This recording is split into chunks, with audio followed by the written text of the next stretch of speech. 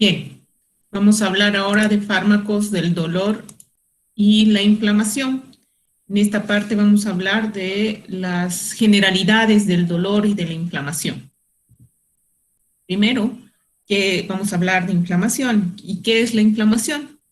La inflamación es una respuesta del organismo.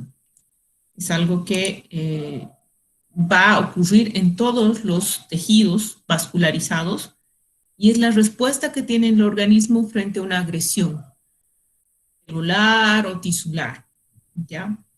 Esta respuesta va a ser un conjunto de mecanismos, no es solo un proceso que van a organizarse en respuesta a una lesión, que puede ser de cualquier tipo, física, infecciosa, autoinmune. Incluso el mismo organismo puede generar lesión y esto puede desarrollar inflamación. Básicamente la inflamación tiene el fin de localizar, aislar y destruir el agente agresor en la mayor parte de los casos y posteriormente reparar el daño tisular. Es parte de lo que resulta ser nuestra inmunidad. Nosotros tenemos una inmunidad innata adquirida, es decir, la adquirimos a medida que vamos a tener contacto con estos agresores. Entonces, la inflamación tiene como objetivo el librarnos de ese daño y después reparar el tejido. Y son una serie de reacciones, de procesos que se dan principalmente a nivel celular, a nivel vascular. Quienes participan en la inflamación van a participar células intravasculares, componentes intravasculares y también extracelulares. En intravasculares van a participar los leucocitos, dentro de estos está el polimorfo nuclear, los linfocitos, las plaquetas, los monocitos, los eosinófilos, los basófilos, prácticamente todas las células blancas. También el plasma como medio de disolución de estas células también va a participar. Van a participar las células del vaso sanguíneo, las células endoteliales que descansan sobre su membrana basal. Va a participar a nivel extracelular los mastocitos, que son macrófagos que han migrado y se han transformado en células activas que responden a la infección. Los fibroblastos que van a participar en la reparación tisular y los macrófagos que migran y van a constituir barreras de defensa a la infección, y otro tipo de tejidos como el tejido conjuntivo, las fibras de proteoglucanos, proteínas de adhesión, que son también parte de los componentes de inflamación. Pero los más importantes vienen a ser las células blancas, los leucocitos, las plaquetas, y dentro del tejido intersticial pues están los macrófagos y los mastocitos. Bien, ¿cómo se da la respuesta inflamatoria? Básicamente vamos a tener, como les decía, varios mecanismos y esto se va a dar a nivel vascular. Entonces, cuando ocurre una lesión, una bacteria, un cuerpo extraño que ingresa a la piel, va a estar en contacto con con los vasos sanguíneos. Entonces, ese es el primer paso, la producción de un daño tisular reconocido como tal.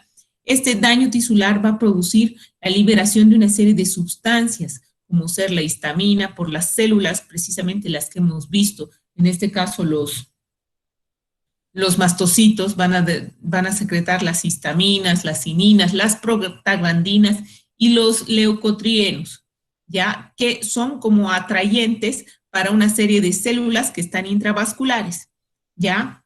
Van a atraer una serie de células a los vasos, van a atraer plaquetas que van a formar un coágulo sanguíneo, ¿ya? Y esto va a empezar a también atraer líquido a través de los vasos y va a producir un edema, ¿ya? Esta fase se llama vasodilatación y aumento de la permeabilidad vascular, que vendría a ser la segunda fase de la respuesta inflamatoria, ¿ya? Entonces, repasando, primero, el daño tisular provoca una reacción que va a hacer que los mastocitos, las células intersticiales, liberen una serie de componentes químicos, como la histamina, las cininas, las prostaglandinas, los leucotrienos, ¿ya? Y estos van a liberarse cuando aparezca este daño.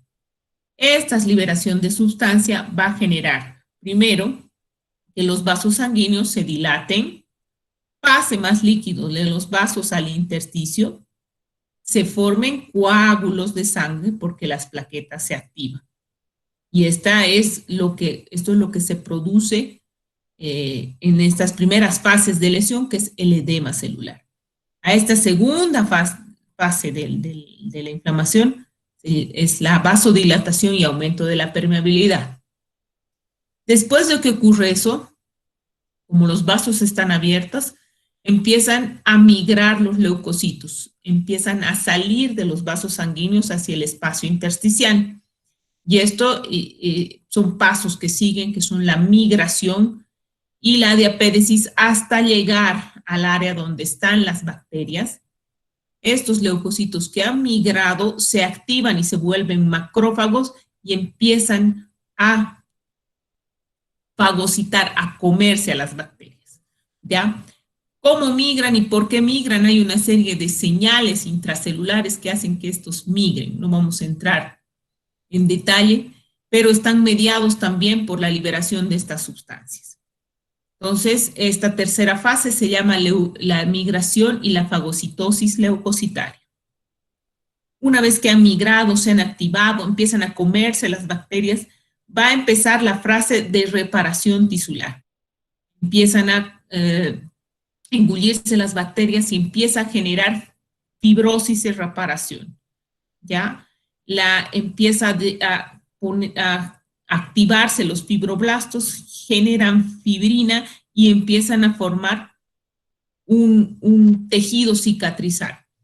Y es la tercera fase de reparación tisular. Esto es lo que normalmente ocurre cuando nosotros, por ejemplo, nos pinchamos con una espina, con una aguja, o podemos tener una cicatriz quirúrgica, o otro proceso mucho más grande de lesión o un agente infeccioso que entra a nuestro organismo. Ahora, esta es una respuesta aguda y usualmente el tiempo de duración de esta es hasta 7, 10 días. Después, la reparación tisular puede durar otros 10 días más hasta que esté cubierta por completo la lesión. Pero en ocasiones este proceso no llega a la reparación tisular por completo y se queda o retorna nuevamente y se convierte en un proceso inflamatorio crónico. Para fines de tratamiento, el proceso inflamatorio agudo, esta respuesta celular, es la que puede ser modificada con fármacos y es la que nos interesa para aprender y para ver qué fármacos pueden utilizarse. Entonces, como les decía, ¿cómo evoluciona la inflamación?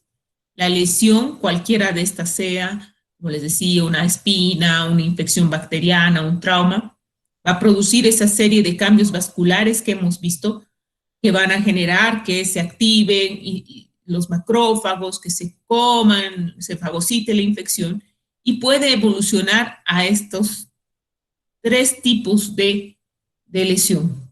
Uno es que evoluciona la resolución. Como les decía, reparen por completo el daño y se van reemplazando las células lesionadas, se crea nuevas células epiteliales y se vuelven a la normalidad. ¿Ya? Esto ocurre en la mayoría de las lesiones superficiales, sobre todo. La segunda es que el proceso inflamatorio vascular genera una gran cantidad de detrito, de células muertas, de bacterias muertas, de plaquetas, y que esto haga que no sea posible una reabsorción, que los vasos, la vasodilatación no sea posible, que arrastren y llegue a una curación y se un contenido fibroso con una cápsula que se llama pus, ¿ya? Un absceso. La pus en el fondo básicamente son detritos celulares. Ese absceso para llegar a la curación pues tiene que ser drenado, hay que sacar esos detritos celulares para que después aparezca la curación, que dependiendo del tamaño de la lesión va a generar fibrosis, reorganización tisular y que en muchos casos no va a ser igual que la resolución completa, sino va a tener una pérdida parcial de la funcionalidad. Otra es que la lesión es grande, no hay una gran cantidad de eritrocitos y directamente cura con fibrosis, pero va a haber un proceso cicatrizal que no va a hacer que el tejido sea igual que el previo, ¿ya? Y en algunos casos puede evolucionar a la progresión del proceso, es decir, que la lesión genere que este proceso inflamatorio se persista en el tiempo, sigan migrando leucocitos, se siga produciendo sustancias inflamatorias y esto constituye lo que se llama una inflamación crónica, que ya tiene otras características porque se combinan tanto la fibrosis de la curación como el proceso inflamatorio agudo. Generalmente esta inflamación crónica pues es el resultado de una serie de agentes, entre los cuales están las infecciones virales y las enfermedades autoinmunes, también pueden venir con inflamación crónica. Desde el punto de vista farmacológico, los procesos de inflamación aguda son los que nos interesa para los fármacos antiinflamatorios. Los fármacos que trabajan en la inflamación crónica tienen otro papel, tienen otro tipo de tratamiento. ¿Cuál es la manifestación clínica de la inflamación? Pues los tres grandes pilares de síntomas descritos por la inflamación son el calor, el rubor, la tumefacción y el dolor, que han sido ya descritos desde la era romana por Celso. La tetrada de Celso.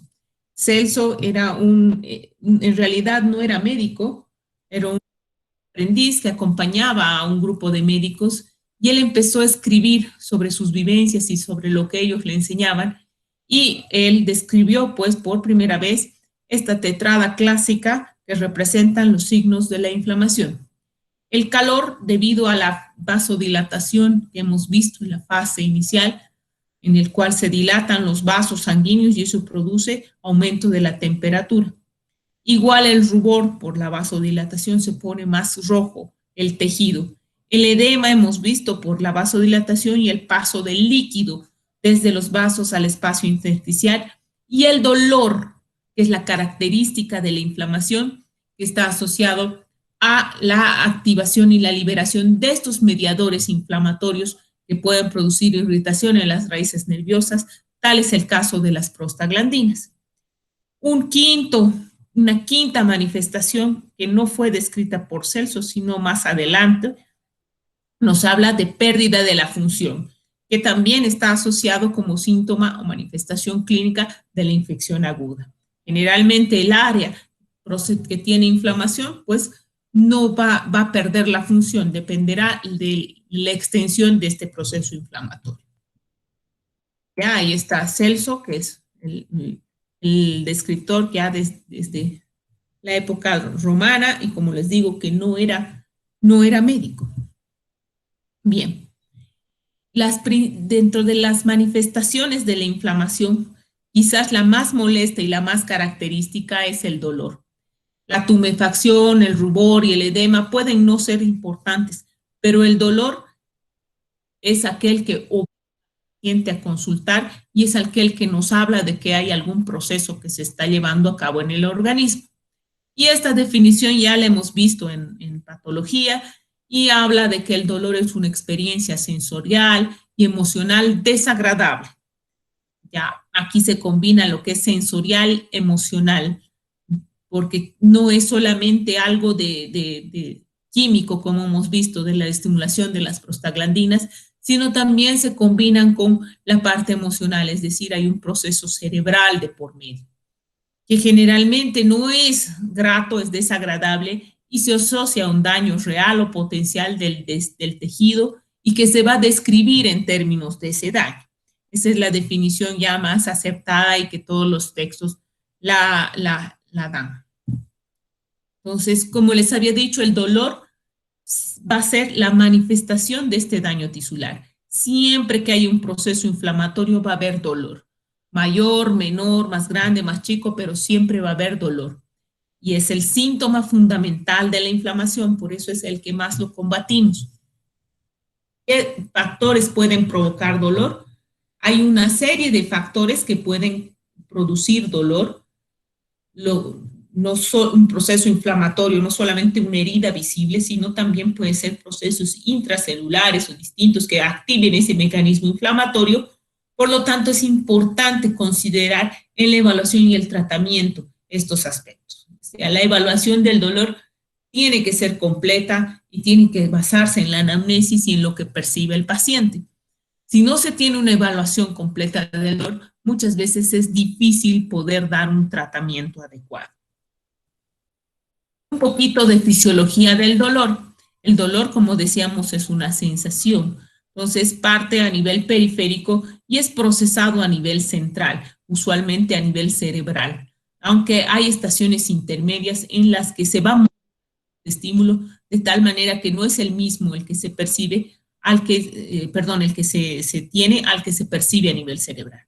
Entonces, para fines farmacológicos, si quieren, vamos a dividir el dolor en niveles, un nivel periférico, un nivel medular y un nivel encefálico. A nivel periférico es aquel que se produce por la lesión. El proceso inflamatorio va a generar, como les decía, la liberación, la misma lesión, la liberación de sustancias a través de los mastocitos, sustancia P, histamina, serotonina, bradicinina, prostaglandinas. Estas sustancias van a producir estimulación sobre los nociceptores, principalmente de todas estas las prostaglandinas. Y esa estimulación va a ser traducida en un impulso nervioso que va a viajar por estas fibras amielínicas hasta la médula, a través de los nervios sensitivos. Entonces, ese es el primer nivel de percepción o de sensación del dolor, el nivel periférico, en el cual los nociceptores son estimulados por estas sustancias, principalmente la prostaglandina. Ese estímulo se transforma en un impulso nervioso y llega a la médula. Este es el segundo nivel medular, hasta posterior de la médula, y hace sinapsis con una serie de interneuronas, no solamente neuronas motoras, sino hay una serie de interneuronas, y además acá recibe una serie de otros estímulos moduladores que van a hacer que el dolor se vaya disminuyendo. Entre esas están glutamato, sustancia P, las endorfinas. Una vez que ha llegado y hecho sinapsis, ocurre un entrecruzamiento intramedular y la vía del dolor asciende formando un haz, que es el haz espinotalámico. Este es el segundo nivel de percepción del dolor, ¿ya? Y en este nivel medular hay también, como les decía, modulación por estas sustancias que son secretadas por otras neuronas, por la sinapsis, y hay una modulación. Entonces ya este dolor que es transmitido por los nociceptores no es el mismo que va a ascender o que llega a la médula. De ahí el estímulo asciende a nivel del haz espinotalámico lateral y va recibiendo también a lo largo de su ascensión otras fibras y también otras sinapsis que van a ir modulando. Y llega a una primera estación que es el tálamo. A partir de acá ya se habla del nivel encefálico de la percepción del dolor. En el tálamo ya existe cierto grado de percepción consciente y acá también se produce modulación por otras interacciones para finalmente llegar hacia la corteza sensitiva, que es donde el dolor se hace consciente y se percibe. Esta fase, desde el tálamo hasta la corteza y todas las interrelación con otras áreas cerebrales, constituye el nivel encefálico del dolor. ¿Ya? Los fármacos que se utilizan para el dolor se llaman en conjunto analgésicos, es decir, que van a quitar el dolor, analgesia. Los analgésicos pueden actuar a cualquiera de este nivel, a nivel periférico, a nivel medular o a nivel encefálico. Ya hemos visto esto, hay dos tipos básicos de dolor, de percepción del dolor, un dolor agudo y un dolor crónico. El dolor agudo está relacionado con un daño específico, inmediato, es un dolor que está en relación con el daño visible, tiempo de aparición usualmente es de 6 meses, que es el tiempo en que una lesión debe estar absolutamente curada. Va a tener síntomas sistémicos asociados al dolor mismo, es aumento de la presión, pulso, ansiedad, y este dolor es posible de medir, y esto es muy importante. Hay que tratar de medir, como les decía, la anamnesis tiene que ser lo más completa posible para, de acuerdo a eso, brindar un tratamiento específico. El dolor crónico, en cambio, es un dolor que no está relacionado con la lesión, se prolonga más allá del tiempo, tiene otros síntomas asociados, pero no relacionados claramente con el dolor, sino más bien con un estado emocional, trastornos del sueño, falta de apetito. Es intervenido por otras variables más allá de la lesión, como ser el estado social, socioeconómico, etcétera, y por lo tanto la medición también es muy difícil. El dolor crónico tiene otro modo de tratamiento y no es el que vamos a llevar, no son precisamente los analgésicos los que van a ser la base del tratamiento en el dolor crónico. Por lo tanto, en esta parte de farmacología del dolor, vamos a hablar del dolor agudo. Entonces, como les decía, el dolor agudo va a tener un comienzo rápido, una localización específica, y sí va a activar el sistema nervioso central a través de la vía que hemos visto. Tiene una limitación en tiempo, y entre esos los dolores más intensos que se describen, por ejemplo, está el infarto miocardio, la apendicitis, los procedimientos quirúrgicos, el trauma. El crónico ya tiene otras características, pero además puede estar desencadenado por procesos inflamatorios crónicos. Y dentro de estos está la artritis, las neuropatías, las enfermedades autoinmunes que pueden contar con dolor crónico más allá de solamente el componente emocional. Pero estos tratamientos van a ser, por supuesto, diferentes. El dolor es un síntoma, y eso ya lo hemos visto, ya lo sabemos. Y en la mayor parte de los casos este síntoma no es bien abordado, no es bien tratado. La mitad de estos casos no tienen una buena respuesta al tratamiento. Y eso pues no es lo mejor porque el paciente básicamente busca apoyo para aliviar esa molestia. Entonces, quizás esa es nuestra principal labor, aliviar la molestia. ¿Y por qué nosotros no vamos a manejar bien el dolor?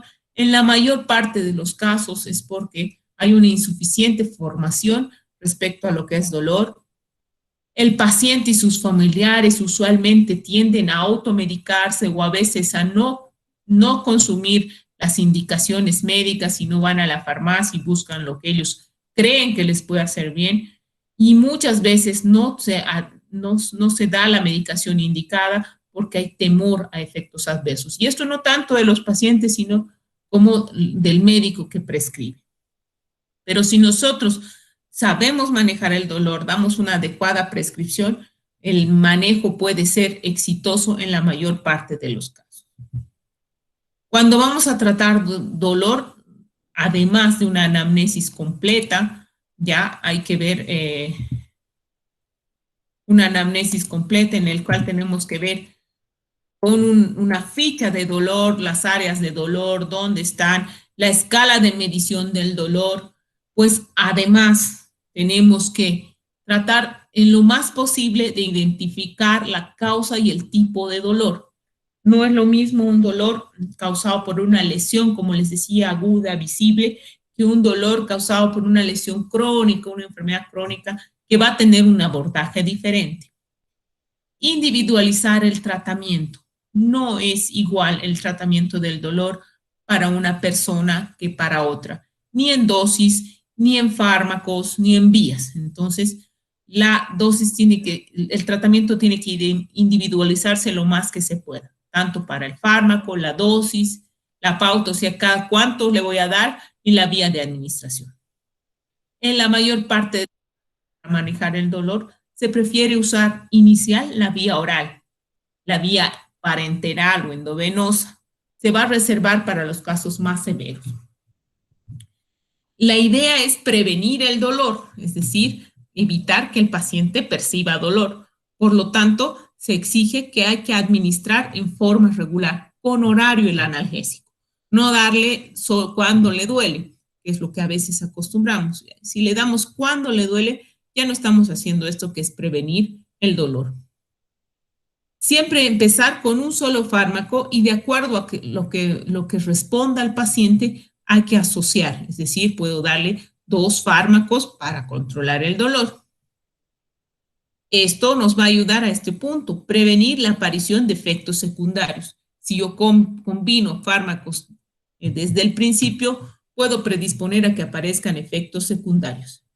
Y un último punto que quizás es el más importante para evaluar el tratamiento del dolor, para realizar un adecuado tratamiento del dolor, tenemos que basarnos en la escala analgésica de la OMS. ¿Qué es esto? La escala analgésica de la OMS es una escala aprobada por la OMS para el manejo del dolor. Y esto está dada de acuerdo a el uso racional de los analgésicos que disponemos. Son 3 escalones, en la actualidad son 4 hasta 5 escalones, pero estos son los 3 básicos escalones que hay de esta escala analgésica de la OMS. Un primer escalón en el cual se habla de dolores leves, con un EVA de 1 a 4, un EVA bajo, pacientes que no tienen mucho dolor, en el que se va a indicar analgésicos no opioides. Antes, para tenernos más en contexto, debemos recordar que hay 2 grupos de analgésicos.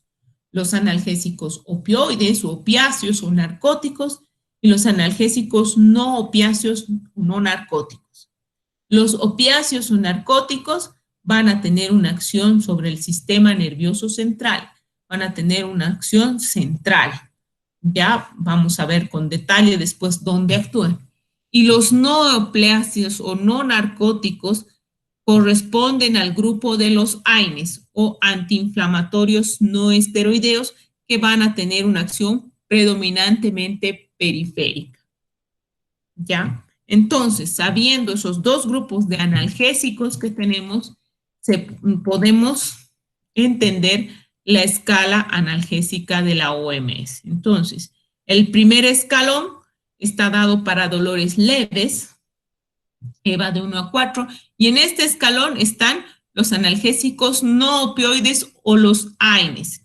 Entre estos está el paracetamol y el metamizol, usualmente usados en vía oral. Si el paciente no responde, persiste con dolor, ¿ya? O el dolor es más intenso, EVA 5 a 6, se usa el segundo escalón, que incluye los opioides débiles, que son la codeína y el tramadol. Ahora, puedo asociar a los fármacos del primer escalón en determinadas ocasiones. Por ejemplo, le di paracetamol y el paciente persiste con dolor, puedo agregarle codeína, ¿ya? O cambiar, pero siempre tengo que empezar por esto, no directamente irme a procedimientos más avanzados. Hay que tratar de seguir esta escala. Y el tercer escalón es para pacientes con dolores severos. En este caso está los opioides potentes. Vamos a ver cuáles son la morfina, el fentanil, oxicodona, usualmente vía endovenosa, en el que pueden asociarse opioides débiles, dependerá del paciente, pero no son la primera línea de acción, solo están reservados para dolores severos y siguiendo esta escala. En la base de esta escala se puede usar en cualquier grada una serie de fármacos que no son analgésicos, son los fármacos que se llaman coadyuvantes, es decir, que ayudan al paciente a controlar o manejar el dolor, pero no son analgésicos. Y estos coadyuvantes van a depender de la patología o de la causa del dolor del paciente. Entonces, nuevamente, este es citado por la OMS. El primer escalón, AINES y derivados, aspirina, ibuprofeno, metalizol, una escala de EVA 1 a 3, 1 a 4. Es un dolor leve. Generalmente estos fármacos no van a controlar dolores más allá de los leves. De ahí se pasa al segundo escalón, si el paciente tiene un EVA más de 4 hasta 6, en el que se pueden usar opioides débiles. Está el tramador, la codeína, la hidroxicodeína. Ya esto es para dolores moderados. En algunos casos se puede combinar los fármacos del primer escalón con los de segundo. El tercer escalón está dado para los pacientes que tienen dolor intenso, un EVA más de 6, 7, 9, 10. En estos casos, la mayor parte son fármacos de uso endovenoso. La morfina, el fentanil, la hidromorfina, la buprenorfina, etcétera. Son opioides fuertes o potentes. Por eso les decía, estos se tienen que administrar endovenosa. Estos pueden combinarse igual con el escalón, primer escalón, ¿ya? Es decir, con un AINE. Podemos mantener un AINE en horario, por ejemplo, ketorolaco, y agregar morfina vía endovenosa o en goteo, ¿ya? Y si el dolor, pese a este tratamiento, no mejora, persiste intenso, se puede usar una analgesia mucho más potente, radical, y esta analgesia ya representa una analgesia con procedimientos invasivos. El uso de vía espinal, un catéter epidural o intratecal que vaya y gotee morfina, por ejemplo. El uso de anestésicos locales, el bloqueo nervioso periférico, la estimulación eléctrica, procesos neuroquirúrgicos para denervación. Pero eso está reservado, si vendría a ser el cuarto escalón de la OMS, si quieren, para dolores absolutamente refractarios a este nivel de analgesia. Entonces, otra vez, primer escalón, AINES, solo AINES, cualquier AINE. Dolor leve, EVA de 1 a 4, no más de 4. Segundo escalón, opioides débiles, usualmente vía oral, codeína, hidroxicodeína, tramador. Puede usarse AINE. Del primer escalón, combinar, va a depender del paciente. Tercer escalón, si el paciente tiene un EVA de más de 6, 7 a 10, pues se usa el tercer escalón, opioides potentes, generalmente endovenosos, morfina, fentanilo, oxicodona. Acá se puede combinar con AINES del primer escalón, ¿ya? Del primer escalón. Y finalmente está el cuarto escalón que les decía, que son técnicas invasivas, en el cual se utilizan bloqueos nerviosos, catéteres intradurales para el goteo de morfina continua, estimulación medular, radiofrecuencia, infiltraciones. Este cuarto está reservado para dolor refractario y se hace por profesionales especializados en el manejo del dolor. A cualquier nivel de escalón, primero, segundo, tercero, cuarto, se puede usar estos grupos de fármacos que se llaman fármaco coadyuvante. Coadyuvante significa de ayuda, ¿ah? Ayuda, me está coadyuvando en hacer esto. Eso significa coadyuvante, significa que es un apoyo, una ayuda, ¿ya? Eso significa. Entonces, de los fármacos coadyuvantes hay una serie de fármacos que hacen eso. Entre estos están los glucocorticoides, los relajantes musculares, grupo de fármacos que se llaman ansiolíticos, antidepresivos, y también hay una serie de fármacos que se utilizan en forma de terapia tópica. El manejo del dolor con fisioterapia, con masaje, con ciertas cremas y uso tópico, también puede constituir un coadyuvante. La terapia física en realidad es un coadyuvante para el manejo del dolor. No se utilizan en todos los casos, pero hay ciertos pacientes que se benefician de esta terapia coadyuvante de fisioterapia, como hemos visto en patología, por ejemplo, con las lumbalgias. ¿Qué fármacos coadyuvantes tenemos? Hay un mundo de fármacos coadyuvantes. Vamos a nombrar solo los que ya hemos ido conociendo.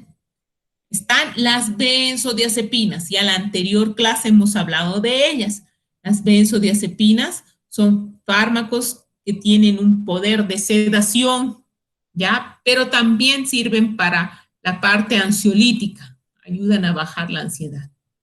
Y están indicados para el manejo del dolor crónico, los espasmos musculares y para pacientes que están muy agitados y muy ansiosos. Entonces, permite que pueda conciliar el sueño y ayudarles con el dolor, sobre todo a nivel también espasmo muscular, como hemos visto, es un relajante muscular. El otro grupo de fármacos son los esteroides, que los vamos a ver más adelante, los esteroides o los corticoesteroides, que si bien no son analgésicos, son potentes antiinflamatorios. Entonces, vamos a utilizarlo en situaciones en que haya un proceso inflamatorio importante. ¿Y esto cuándo es? Porque cuando hay cáncer, metástasis, cuando hay hipertensión endocraniana, algo que genera un dolor por un proceso inflamatorio severo. Otro grupo de fármacos que si bien no lo hemos llevado, lo vamos a llevar, son los antihistamínicos. Estos son fármacos que sirven para la alergia, ¿ya? Regulan también la respuesta inflamatoria, antihistamínicos.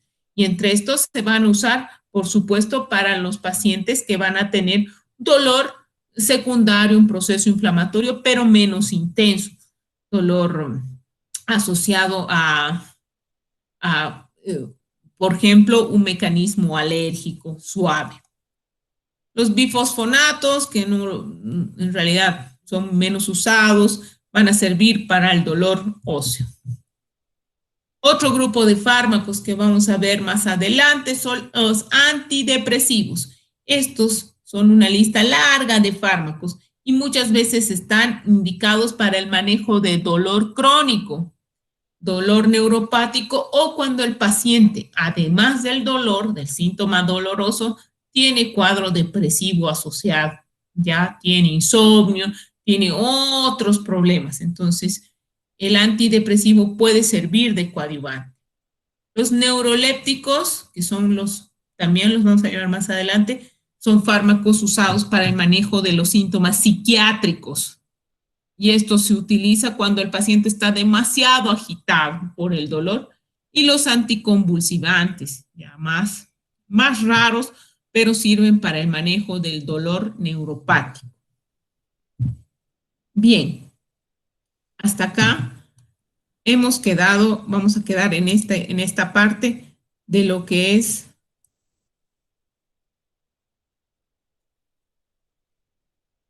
el dolor y sus generalidades y la inflamación. No sé si tienen alguna pregunta.